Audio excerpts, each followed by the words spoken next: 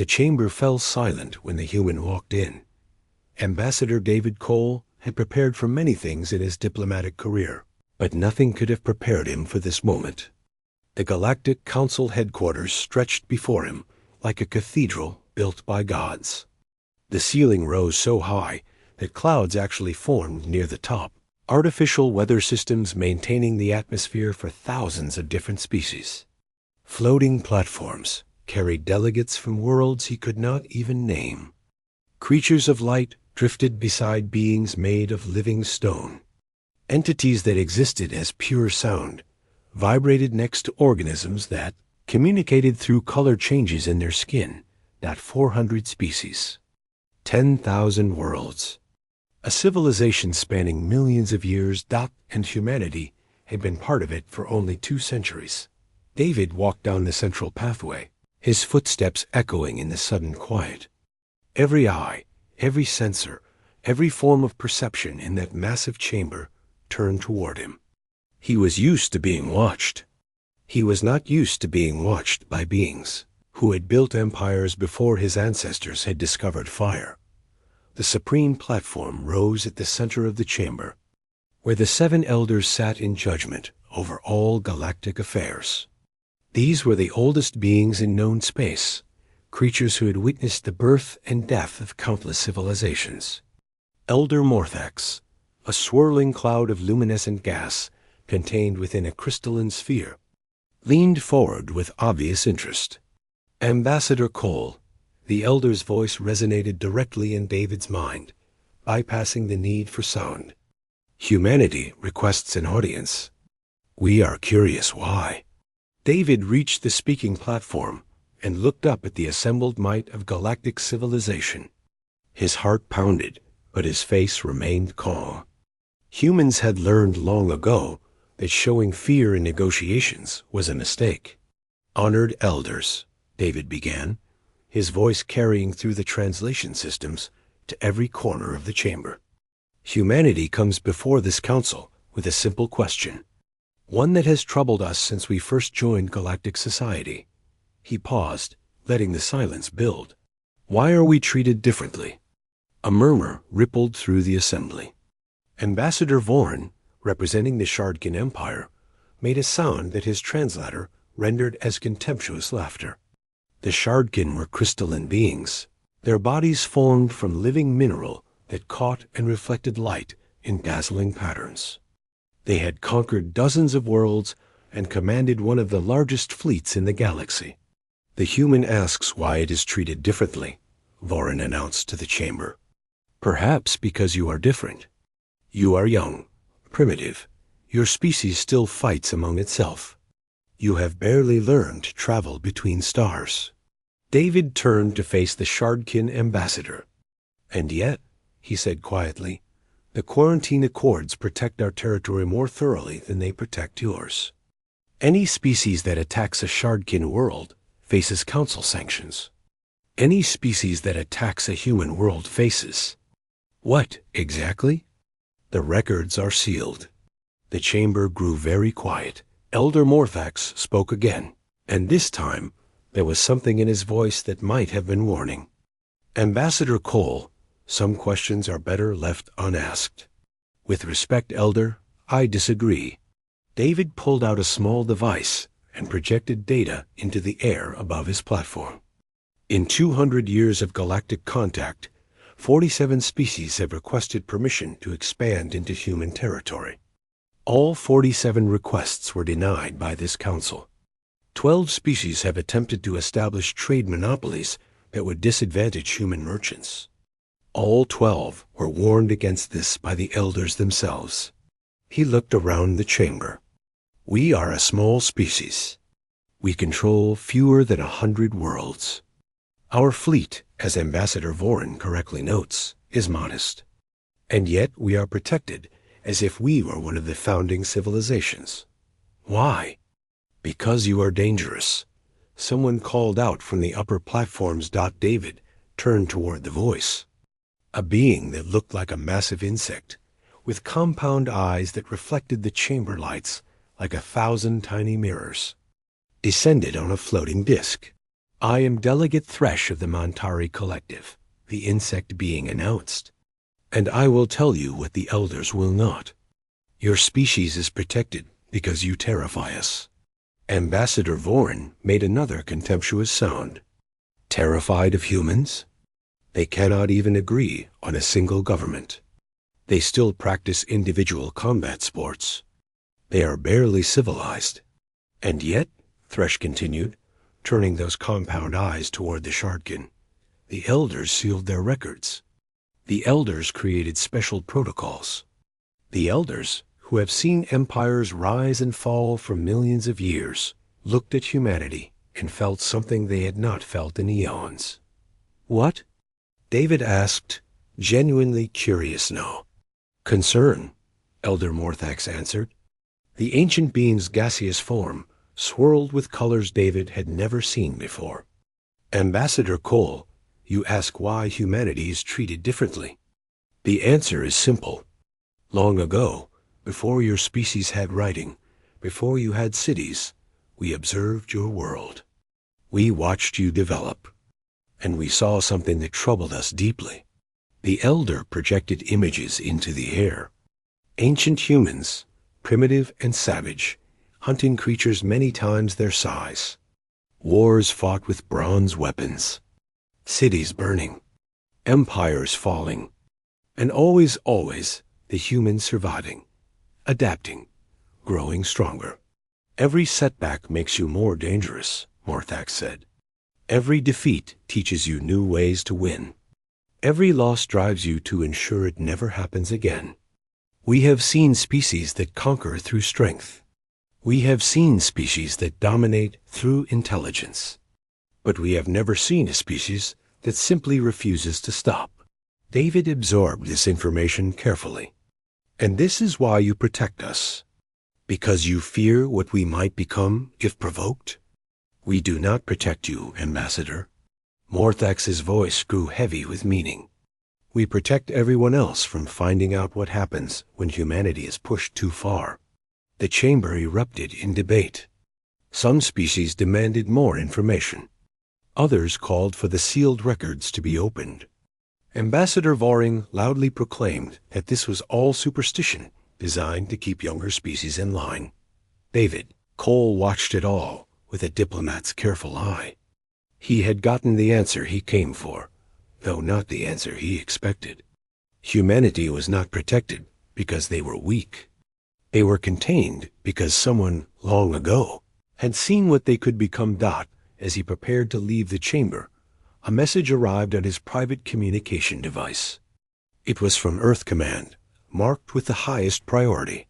Ambassador Cole, a Shardkin fleet of 200 warships, has entered human territory. They are approaching the colony world of New Dawn. They are not responding to communication attempts. Advise immediately. David looked up at Ambassador Vorin, who was still laughing with his allies about primitive human superstitions. The Shardkin did not know about the message yet. They did not know that their government had just made a terrible mistake. And in that moment, David Cole felt something cold settle in his chest. It was not fear. It was not anger. It was the calm certainty of a man who knew that history was about to change, and that millions would die before it was over. He turned and walked out of the chamber without another word. The elders watched him go. And for the first time in 10,000 years, Elder Morthax felt the stirring of genuine dread. The warning had been given. The warning had been ignored, and now the galaxy would learn why the elders had been so afraid. The sky above New Dawn burned with the light of 200 warships. Governor Elena. Marsh stood at the observation window of the Colonial Administration Building, watching the Shardkin fleet descend through the atmosphere like a swarm of deadly crystals. Each ship caught the sunlight and scattered it into rainbow patterns that would have been beautiful if they were not so terrifying. 2 million people lived on New Dawn. Farmers, teachers, doctors, children. They had come to this distant world seeking peace and a new beginning. They had built their homes with their own hands. They had planted crops in alien soil and learned to call this place home. Now death was falling from the sky. "Governor, we have to evacuate," Captain Ross urged from behind her. He was young, barely 30 years old, commander of the colony's tiny defense force. 12 ships against 200. It was not a battle. It was an execution. Where would we go? Elena asked quietly. Our transport ships can hold maybe 50,000 people. What do we tell the rest? Sorry, you did not make the list? The communication system crackled to life.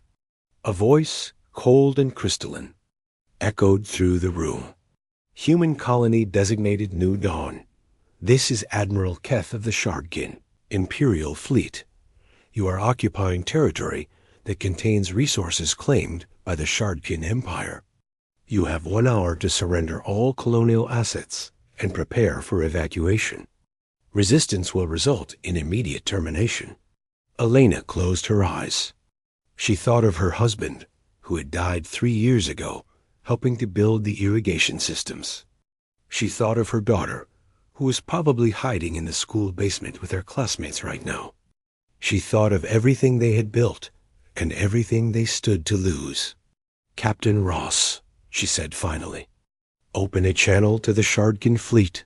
The young captain hesitated. "Governor, what are you going to say?" "I am going to try to save as many lives as I can." The channel opened, and Elena spoke with a calm she did not feel. "Admiral Keth, this is Governor Elena Marsh. We are a civilian colony. We have no military significance. The mineral deposits you seek can be shared. There is no need for violence. Please, let us negotiate." The Admiral's response came after a long pause. "Negotiate? Humans do not negotiate. Humans only delay while they plan their next move. Your reputation precedes you, Governor. We will not make the mistake of giving you time."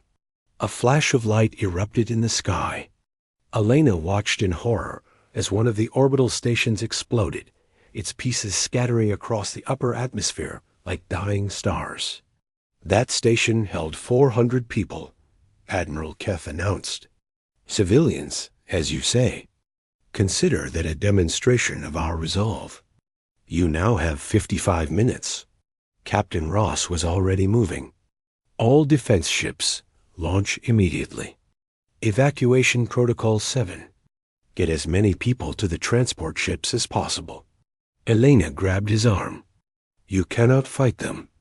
You will all die." "I know," Ross said, and his young face suddenly looked very old. "But maybe we can buy time. Maybe we can get some people out." He paused at the door.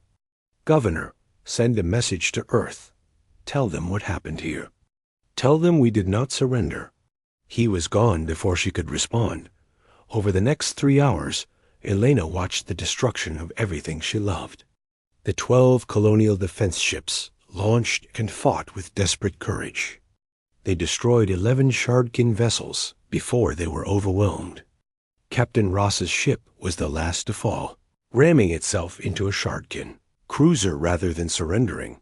The transport ships managed to escape with 30,000 refugees. The rest of the population had nowhere to go. When the Shardkin ground forces landed, they expected quick surrender. They found something else entirely. Farmers who had never held weapons picked up mining tools and fought. Teachers organized their students into sabotage teams that destroyed Shardkin equipment. Doctors treated the wounded in hidden bunkers and then picked up weapons themselves when the bunkers were discovered. Admiral Keth had expected to secure the colony in hours. Instead, his forces found themselves fighting for every building, every street, every room. The humans did not surrender. They did not run. They simply kept fighting, even when it was hopeless, even when they knew they would die. Why did they not stop? One of his officers asked after the 3rd day of brutal urban combat. They cannot win. They must know they cannot win. Admiral Keth stared at the tactical display showing his mounting casualties. I do not know, he admitted. I have never seen anything like this.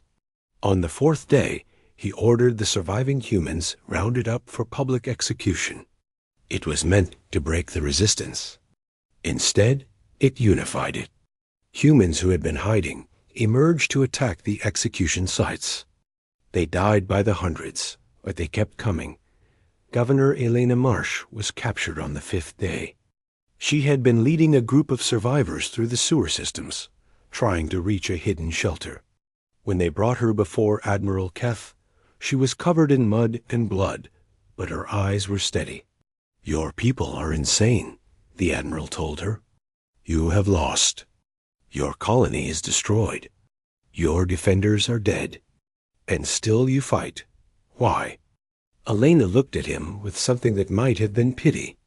"You really do not understand, do you? You came to our home. You killed our children. You destroyed everything we built." She leaned forward despite her chains.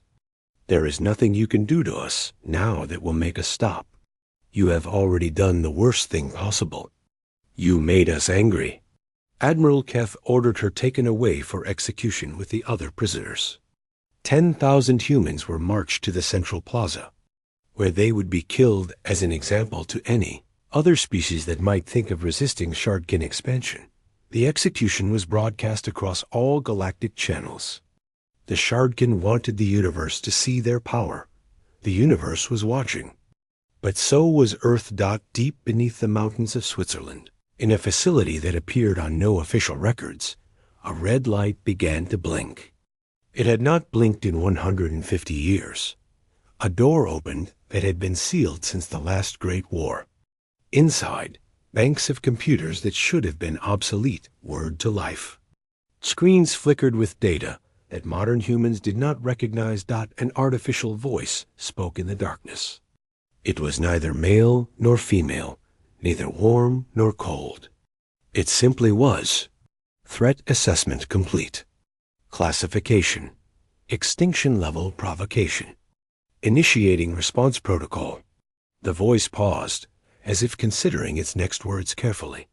Protocol Prometheus is now active. May God have mercy on their souls, because humanity will not. Across human space, in hidden shipyards and secret installations, machines began to move. Ships that had been listed as decommissioned for decades powered up their engines. Weapons that had been sealed away as too terrible to use were brought. Online, the Shardkin thought. They were conquering a weak and primitive species. They were about to discover why the elders had warned them, and by then, it would be far too late. The Galactic Council was in chaos. Ambassador David Cole stood at the entrance to the Great Chamber. Watching species that had not agreed on anything in centuries suddenly find common ground in their panic. The execution broadcast from New Dawn had been seen by trillions of beings across known space. 10,000 humans lined up and killed while the galaxy watched. And then the humans had gone silent. Ambassador Cole. Elder Morthax's voice cut through the noise like a blade. The ancient being's gaseous form swirled with colors that David's translator identified as deep concern. "We must speak. Now."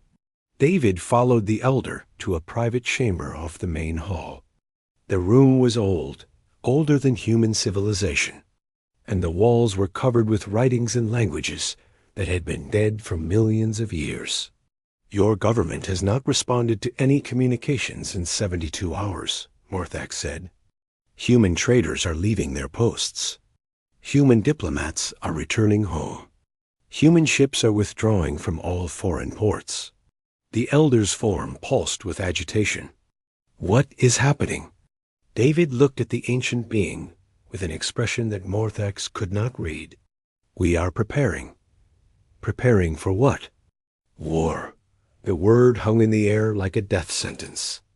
Morthax's form flickered, colors shifting rapidly. "The Council can mediate. We can impose sanctions on the Shardkin. We can demand reparations, territorial concessions. There are diplomatic solutions." David shook his head slowly. "Elder, Do you know what the Shardkin did after the execution broadcast? Ambassador Vorin sent a message to our government. He said that if we attempted any response, they would destroy 3 more human colonies. He called it a preventive measure. Morthax was silent. He also said that humans were finally learning their place in the galaxy, that we should be grateful the Shardkin were teaching us this lesson before a more powerful species decided to eliminate us entirely. Ambassador Vorin does not speak for the Council. His views are extreme. His fleet just murdered 10,000 civilians, and he threatened 3 million more. David's voice was quiet, but something in it made Morthax retreat slightly. This is not about extreme views. This is about consequences. Back on Earth, Admiral Victoria Stone stood in the command center of humanity's true military headquarters. The facility buried beneath the Swiss Alps had been built during the last Great War, before humanity had achieved peace through the simple expedient of making war too terrible to contemplate. For 150 years, humanity had presented a peaceful face to the galaxy. Their visible fleet was small. Their weapons seemed primitive. They had accepted the role of a minor species, content with their small corner of space, that it had all been a lie. Protocol Prometheus is fully active, General Marcus Webb reported. He was the oldest serving officer in the human military, kept alive by advanced medicine and carrying implanted memories from wars that had ended before most current humans were born. All reserve fleets are mobilizing. The shipyards at Titan, Europa, and Proxima are bringing stored vessels online. We estimate full combat readiness in 72 hours. Admiral Stone looked at the tactical displays, showing the true scope of human military power. 8,000 warships, hidden in hollowed-out asteroids and fake civilian stations. Weapon systems that could crack planets. Technologies that humanity had developed during their worst wars and then hidden away, hoping never to use them again. What about the special weapons? She asked quietly. General Webb hesitated. Admiral, some of those systems were sealed for a reason. The collapse bombs, the reality shredders, the sun killers. We swore we would never use them again. Not after what happened in the last war. I know what we swore. Stone turned to face her old mentor. I also know what they did to New Dawn, to Governor Marsh, to those 10,000 people who died while the galaxy watched and did nothing.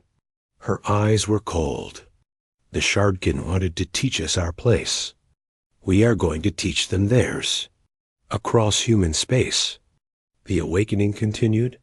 On Mars, massive doors opened in the side of Olympus Mons, revealing a fleet that had been hidden there since before first contact with alien life.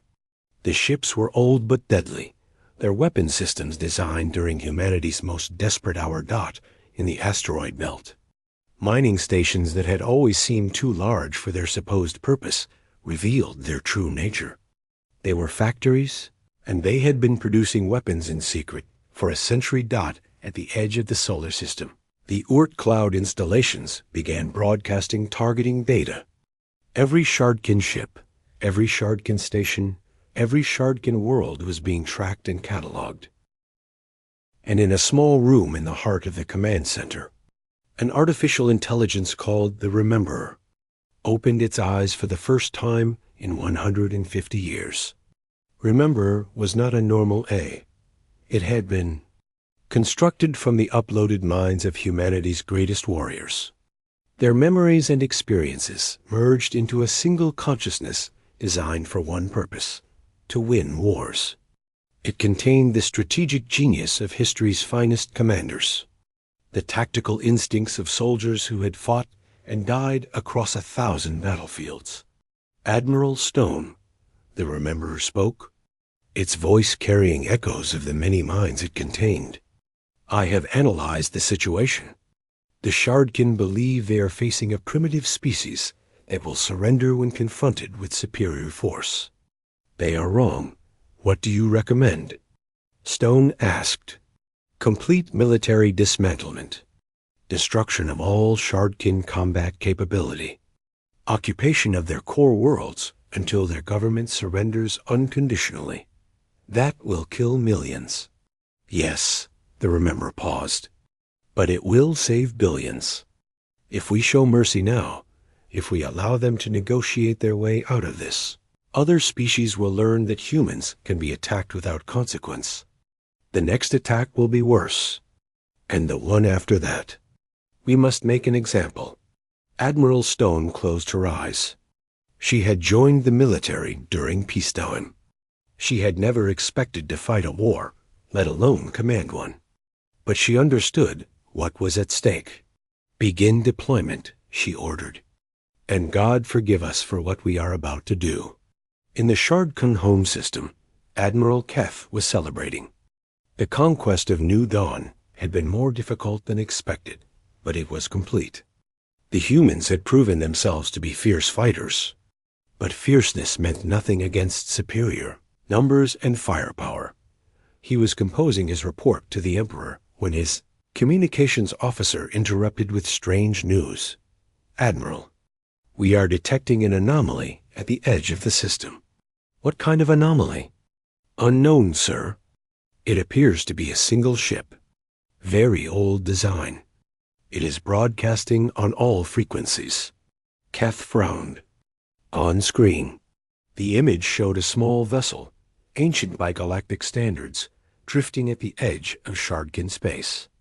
It looked almost primitive, like something from humanity's early spacefaring era. What is it broadcasting? Keth demanded. His officer's face went pale as the translation came through. It says, "You killed our people. You burned our homes. You threatened our worlds. Now we are coming for you?" Keth laughed. One ship? This is their response? One ancient ship making threats? But before he could say more, his sensor officer screamed in alarm. Admiral. Massive energy signatures appearing throughout the system. Hundreds of them. No, thousands. The view screen flickered and changed, showing space itself seeming to tear open as ship after ship emerged from hidden positions. They had been there the whole time, waiting, invisible. Silent 8,000 warships surrounded the Shardkin home system, and Admiral Keth finally understood why the elders had been so afraid. The first battle lasted 11 minutes. Admiral Keth had commanded the Shardkin Defense Fleet, 2,000 of the finest warships in the Empire, vessels that had conquered dozens of worlds and never known defeat. He watched them die in less time than it took to eat a meal. The human weapons were unlike anything the Shardkin had ever encountered. Energy beams that seemed to ignore shields entirely. Missiles that jumped through space, disappearing and reappearing inside enemy ships. Projectiles fired at speeds that should have been impossible, punching through armor as if it were paper. Retreat! Keth screamed into his communicator. All ships, fall back to the inner system. But there was nowhere to retreat to. The human fleet had surrounded them, boxing them in, herding them like animals. Every escape route was blocked. Every defensive position was already compromised. When the last Shardkin warship exploded, Admiral Keth found himself adrift in an escape pod, watching the debris of his once mighty fleet scatter across the void. A human vessel approached and locked onto his pod with a tractor beam. He expected to be killed. He almost hoped for it. Instead, he was brought aboard and taken to a holding cell, where a human woman in an admiral's uniform was waiting for him. "Admiral Keth," she said calmly. "I am Fleet Admiral Helena Cross. We have some things to discuss." Keth stared at her with crystalline eyes that could not hide his terror. "How? Our intelligence said your fleet numbered less than 500 ships. Our technology was supposed to be superior. How did you do this?" Admiral Cross smiled, but there was no warmth in it. "You studied what we wanted you to see. We have been hiding our true capability for over a century. Every diplomatic meeting, Every trade negotiation, every cultural exchange was designed to make you underestimate us. Why? Why pretend to be weak? Because weak species are not seen as threats. Weak species are left alone. Cross leaned forward. We wanted peace. We built our hidden fleet, hoping we would never need to use it. You forced our hand. On the Shardkin homeworld, Crown Prince Vorin paced his throne room in barely controlled panic. Reports were flooding in from across the Empire.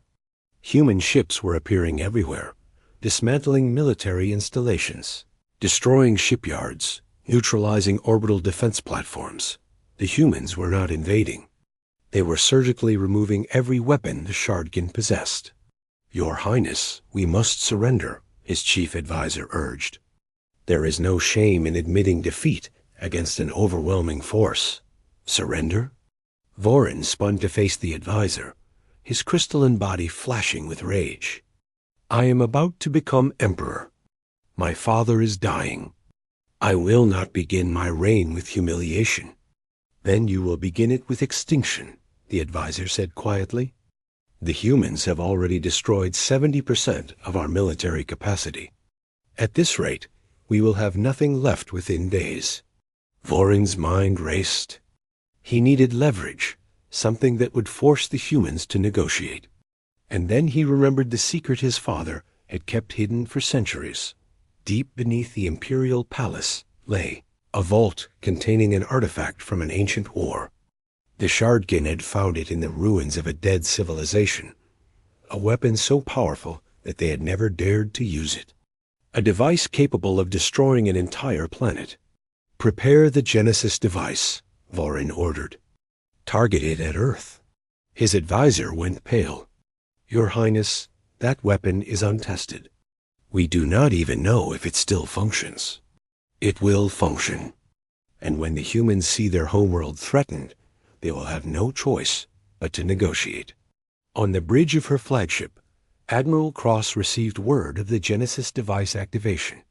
She had been expecting this. Human intelligence had known about the weapon for 80 years. Admiral, we are detecting massive energy buildup on the Shardkin homeworld, her tactical officer reported. It matches the profile of a planetary destruction device.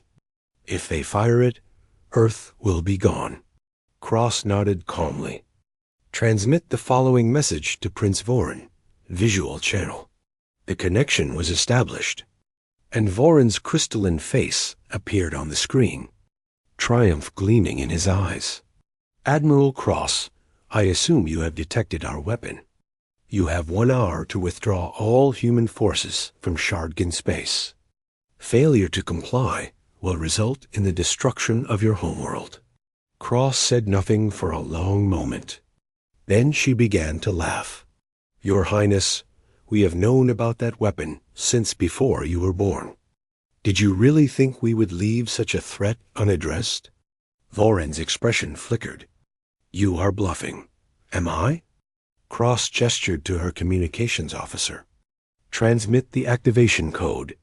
On the Shardkin homeworld, the Genesis device suddenly powered down. Every screen in the control room went dark. Then they flickered back to life, displaying a simple message in Shardkin script. Control transferred. Thank you for your cooperation. Vorin stared in disbelief. How is this possible? 80 years ago, we infiltrated your most secure facilities and installed override systems in every weapon you had. We did the same to your power grids, your communication networks, your transportation systems. Cross leaned forward. Right now, I could shut down your entire civilization with a single command. Your people would starve in the dark, and there would be nothing you could do to stop it.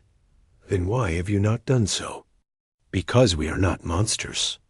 Cross's voice hardened. Unlike you, we do not murder civilians for resources. We do not execute prisoners for intimidation. We do not threaten to destroy worlds to get what we want. She paused. But we will defend ourselves, and we will ensure that you can never threaten us again. At the Galactic Council, The other species watched in stunned silence as the Shardkin Empire was systematically disarmed. Human ships were everywhere now, and the galaxy was learning a terrible lesson about what happened when you provoked humanity. Elder Morthax called an emergency session. Representatives from hundreds of species demanded answers, assurances, guarantees that humanity would not turn their terrible weapons on others. Ambassador David Cole appeared via holographic transmission. His face was tired but resolute. "The Galactic Council demands to know humanity's intentions," Morthax said formally. "You have revealed capabilities that exceed anything we imagined. You have dismantled one of the great powers of the galaxy in a matter of days. We must know what comes next." David was silent for a moment, considering his words carefully. When the Shardkin attacked New Dawn, they killed civilians, farmers, teachers, children. They broadcast execution of 10,000 people across the galaxy, and the Council did nothing. "We were preparing a response," Morthax protested weakly. "You were preparing a statement, a condemnation, perhaps some economic sanctions." David's voice was cold. "Our people were dying, and you were scheduling committee meetings." No one spoke. "We do not want war," David continued. "We never wanted war. We hid our power because we hoped we would never need to use it. But the Shardkin taught us something valuable. They taught us that the galaxy respects only strength, that mercy is seen as weakness, that peace is only possible when your enemies fear to attack." He looked directly at Elder Morthax. "So here's what comes next. We will finish disarming the Shardkin.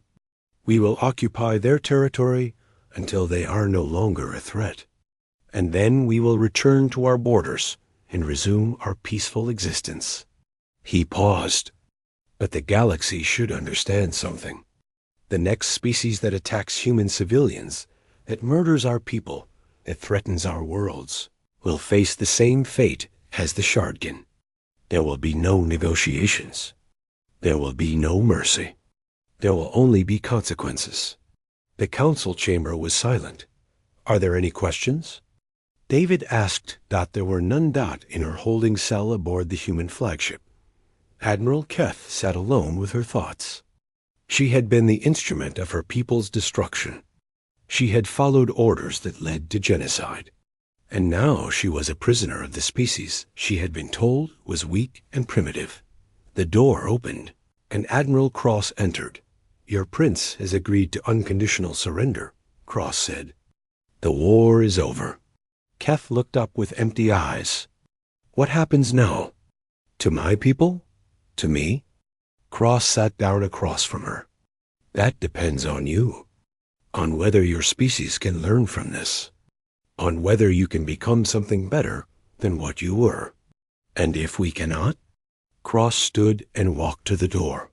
"Then you will serve as a warning to others, a reminder of what happens when you mistake human kindness for human weakness." She left Keth alone with that terrible truth. The war was over, but the consequences were just beginning. 3 months after the war ended, the galaxy was still learning to breathe again. The Shardkin Empire no longer existed as a military power. Their warships had been reduced to scrap metal. Their weapons factories had been dismantled piece by piece. Their orbital defenses had been removed so completely that their worlds were now utterly defenseless. And yet the humans had not destroyed them. They had not enslaved them. They had not taken their resources or their territory beyond what was necessary for security.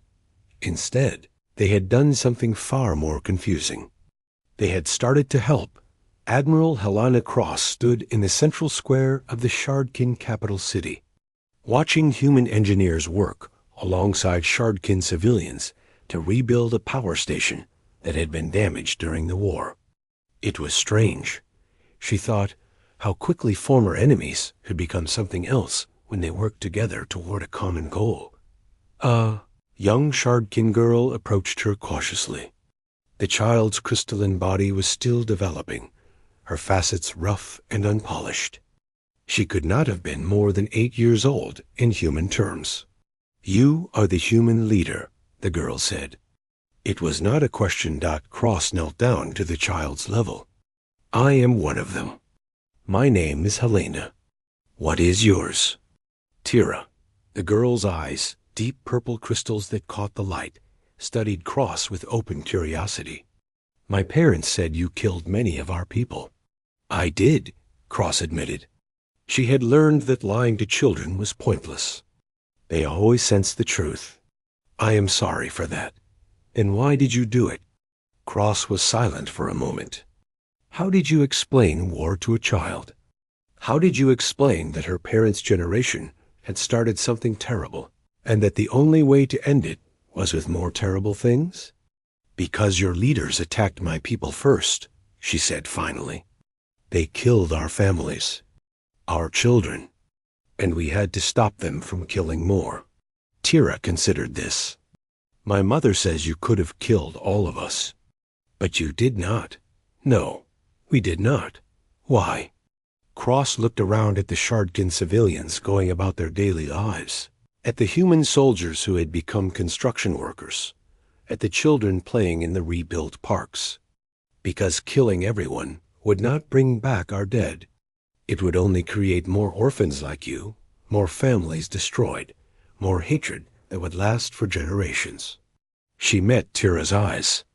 "We want this to end. Really end. Not just pause until the next war." Tira nodded slowly, as if this made sense to her in a way it might not have to adults. "Will you stay here forever?" "No. Once your world can take care of itself, we will leave. You will be free to choose your own future." "Even if we choose to hate you?" Cross smiled sadly. "Even then, we cannot force you to forgive us. We can only try to earn it."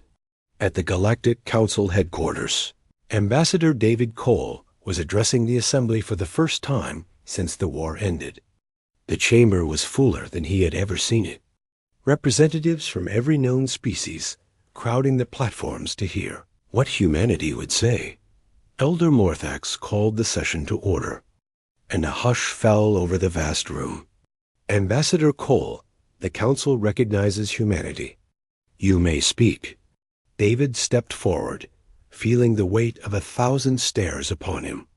These beings had watched humanity transform from a seemingly weak species into a power that terrified them. They wanted to know if they should be afraid. "3 months ago," David began, "the Shardkin Empire attacked a peaceful human colony. They killed civilians. They executed prisoners. They threatened to destroy more of our worlds if we resisted." He paused, letting the words sink in.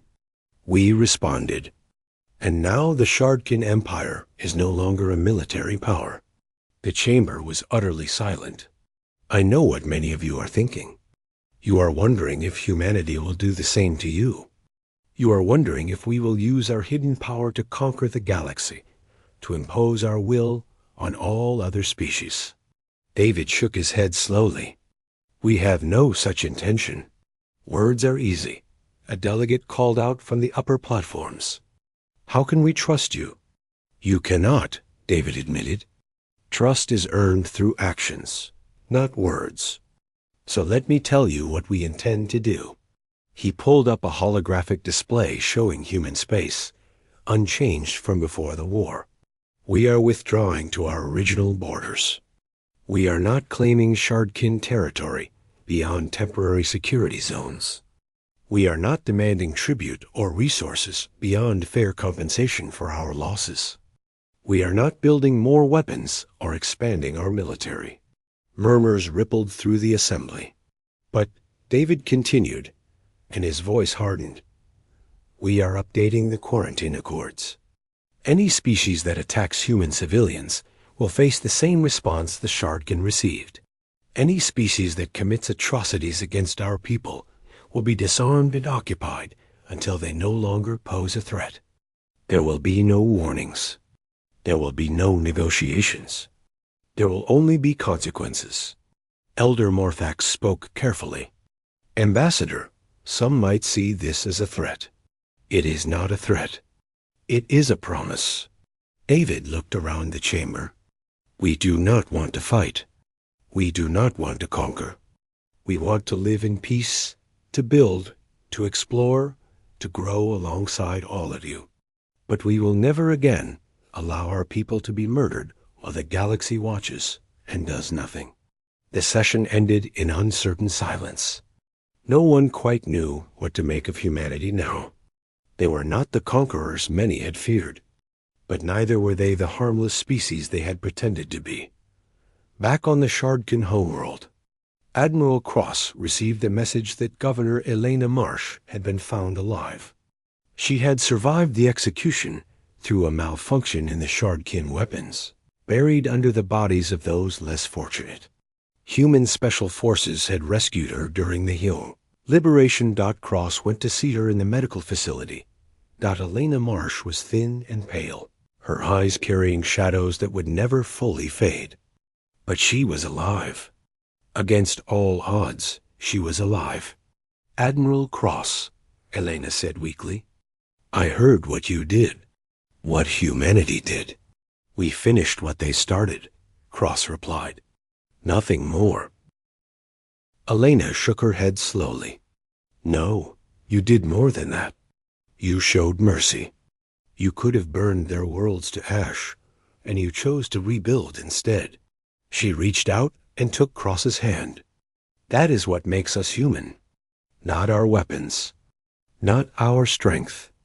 Our ability to choose kindness even when we have every reason to choose destruction. Cross thought about Tira, the young Shardkin girl who had lost her parents to human weapons. She thought about all the children on both sides who had lost family, lost homes, lost innocence. I hope you are right, she said quietly. I hope we made the right choice. We did. Elena's grip tightened, because the other choice would have made us into them. And then they would have won, even in defeat. Years later, historians would call this period the Great Awakening. It was the moment the galaxy learned the truth about humanity. Not that they were dangerous, though they were. Not that they were powerful, though they were that too. The truth was simpler and more profound. Humanity was a species that remembered. They remembered every kindness and every cruelty. They remembered every ally and every enemy. They remembered the lessons of their own bloody history, the wars that had nearly destroyed them, the peace they had built from the ashes. And they remembered that mercy was not the same as weakness, that choosing not to destroy was harder than choosing to destroy, that true strength was knowing when to use power and when to hold it back. Elder Morthax added a new entry to the ancient records. The first in 10,000 years. Humanity is not to be feared because of what they can do, he wrote. They are to be respected because of what they choose not to do. They have the power to end civilizations, and they use it to build instead. They have every reason for vengeance, and they choose healing instead. He paused, considering his next words carefully. The old warning said never to provoke humanity. The new wisdom says something different. Treat them with honor, and they will be the greatest allies the galaxy has ever known. Treat them with cruelty, and they will be the last enemy you ever face. In the deepest archives of Earth, Protocol Prometheus returned to dormant status. The red light stopped blinking. The weapons were sealed away once more, but they would always be ready, because humanity had learned the most important lesson of all. Peace was not the absence of conflict.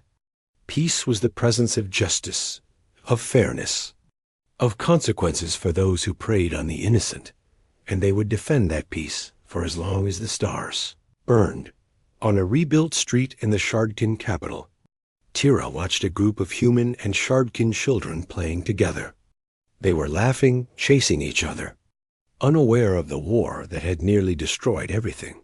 She touched the pendant around her neck, a gift from Admiral Cross, a symbol of the alliance between their species. Maybe, she thought, this was what the humans had meant all along. Not victory, not domination, just a chance for something better. and that, perhaps, was worth fighting for.